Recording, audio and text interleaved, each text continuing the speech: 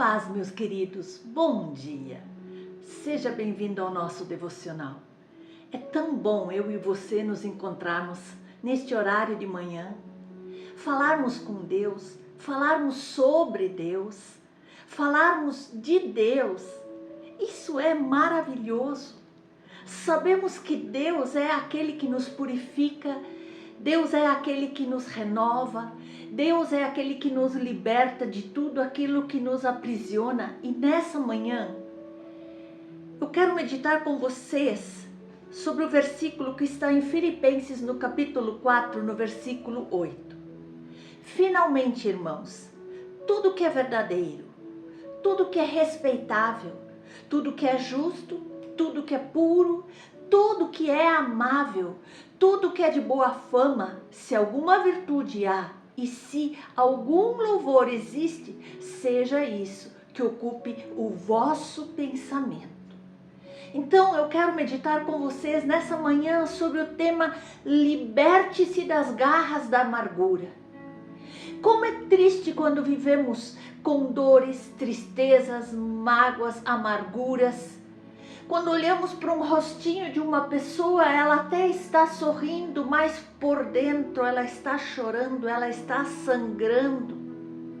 Infelizmente, a vida nos machuca, as pessoas nos machucam, as pessoas nos oprimem e muitos estão vivendo neste momento as sombras de um luto, de um abuso, de sonhos destroçados, de feridas profundas que não saram. Amados, eu sei o quanto é difícil, mas essas circunstâncias que estão fugindo do controle, elas aprisionam, elas nos acorrentam, elas nos lançam num mar de amargura, o qual vai se enraizando em nossa alma e resiste quando eu e você nos esforçamos muito para tirar. Mas não permita, meu irmão, minha irmã, que essa amargura cresça no seu coração. Mas entenda que o encontro com Jesus pode mudar tudo. Pode limpar o teu interior. Pode tirar essa dor. Pode curar essa ferida que te fizeram. Quando te humilharam, quando não te deram o devido valor, quando te colocaram de lado.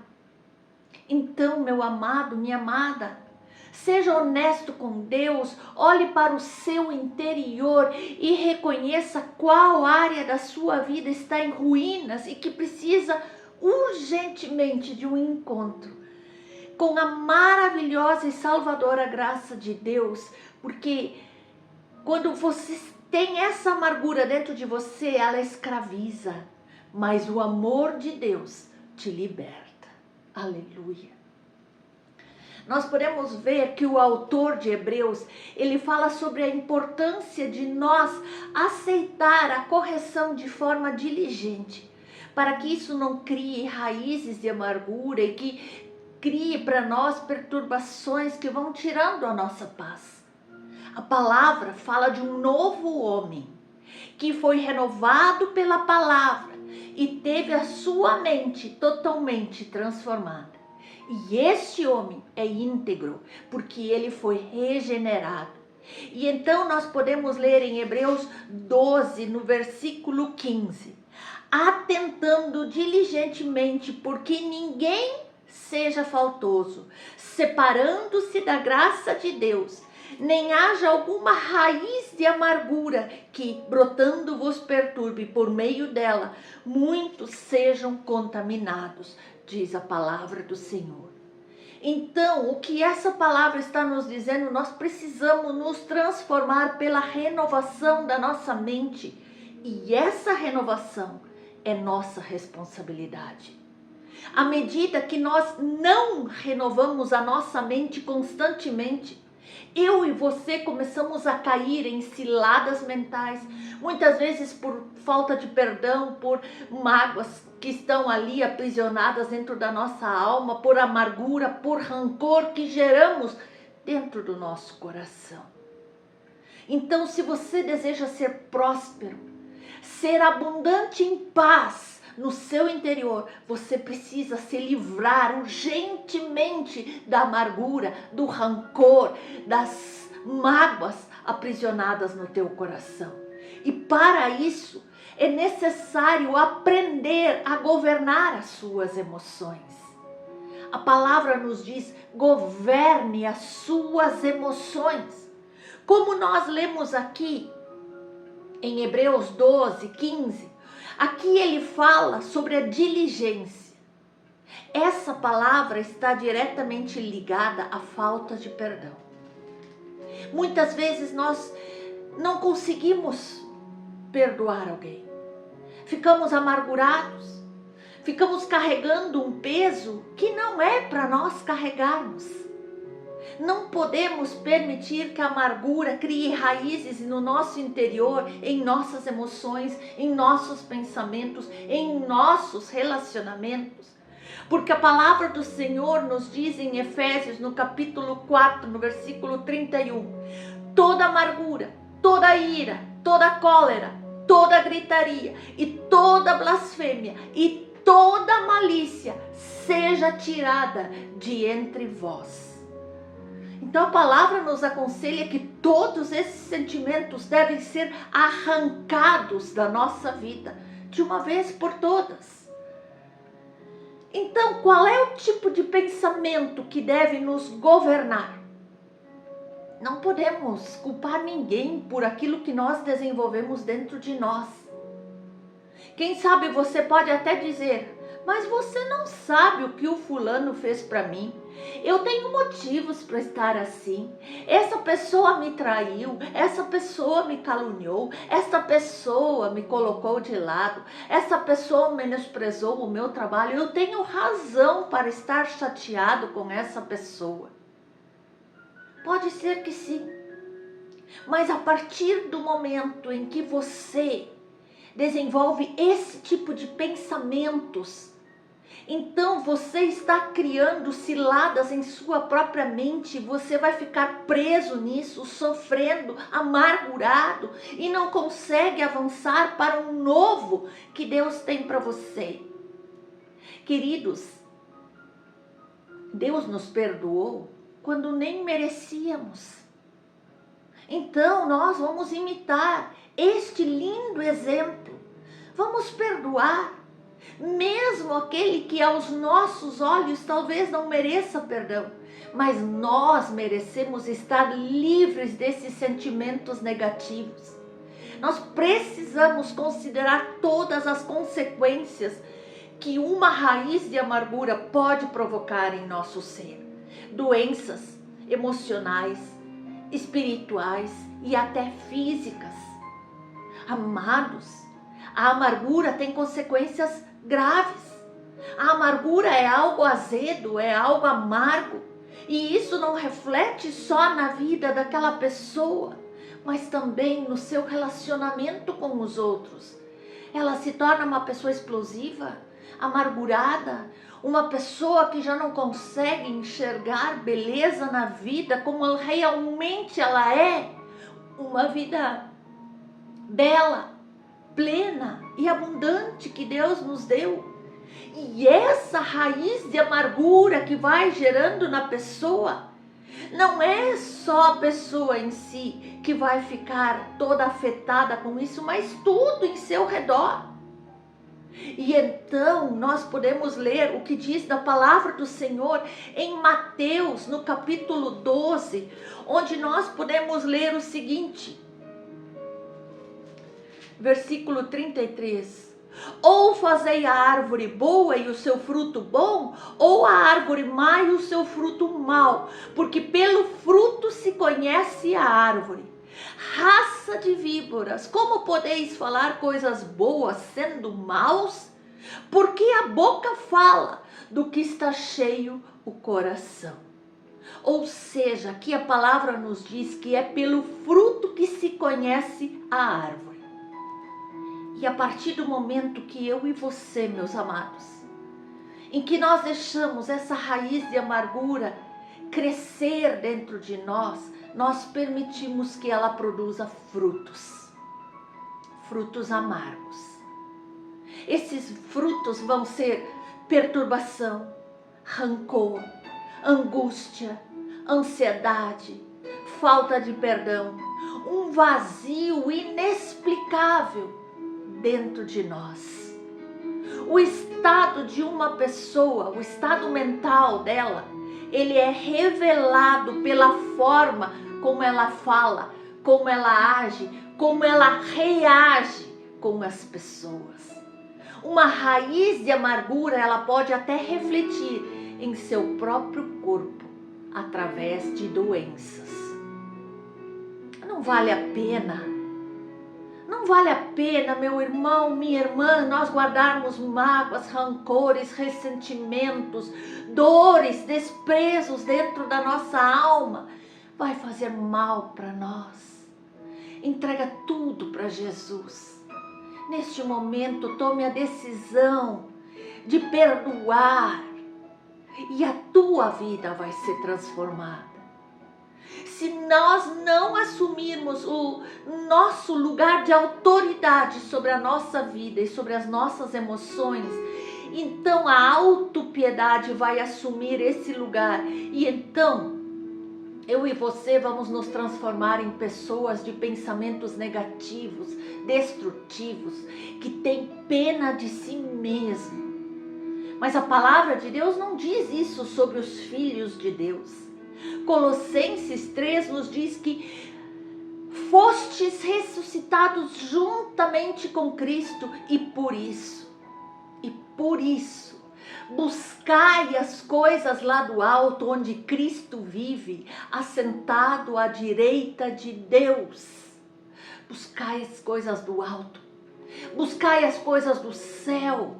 E também a palavra nos diz em Colossenses 2, ora, como recebestes Cristo Jesus, o Senhor, assim andai nele radicados e edificados e confirmados na fé, tal como fostes instruídos, crescendo em ações de graças. Então, meu irmão, minha irmã, crie raízes nele. Paulo está dizendo que além de aceitar Cristo e andar com Ele, devemos criar raízes nele também. A palavra nos diz em Efésios 6, com toda oração e súplica, orando o tempo todo no Espírito, e para isto, vigiando com toda perseverança e súplica por todos os santos. Então, meu irmão, minha irmã, esteja atento, vigilante, orando, suplicando por bons pensamentos, por sabedoria do céu, por aquilo que vem do alto, e não deixe a amargura entrar, nem se alojar dentro de você, para que não haja um afastamento seu da graça de Deus. A graça de Deus nos foi dada. A graça de Deus é a capacidade de Deus operando dentro de nós, concedendo força, concedendo coragem, concedendo o favor necessário para uma vida cristã bem-sucedida. É isso que a graça faz. É a graça que nos dá força para perdoar. É a graça de Jesus que nos dá força para arrancar todos esses sentimentos ruins de dentro de nós e ter uma vida de paz. É a graça que nos faz suportar todas as coisas, e por isso não podemos deixar que nada nos afaste dessa graça de Deus. Nenhum desses sentimentos ruins. O apóstolo Paulo, ele soube lidar com essas questões de guardar o seu coração para não permitir que a amargura, o ressentimento entrasse no seu coração. Amados, imaginem o quanto Paulo sofreu por pregar o evangelho, por fazer o bem às pessoas, e na maioria das vezes ele não era reconhecido ou elogiado. Paulo tinha maturidade para isso. Ele sabia a sua missão. Ele não podia ser pego por coisas que poderiam roubar as suas forças ou tirá-lo desse propósito maior que Deus tinha para a sua vida. Não. Certa vez ele chegou a pedir ao Senhor que afastasse todos os enviados de Satanás, aqueles que o perseguiam. Mas mesmo assim o Senhor lhe ressaltou sobre o poder da graça na vida dele.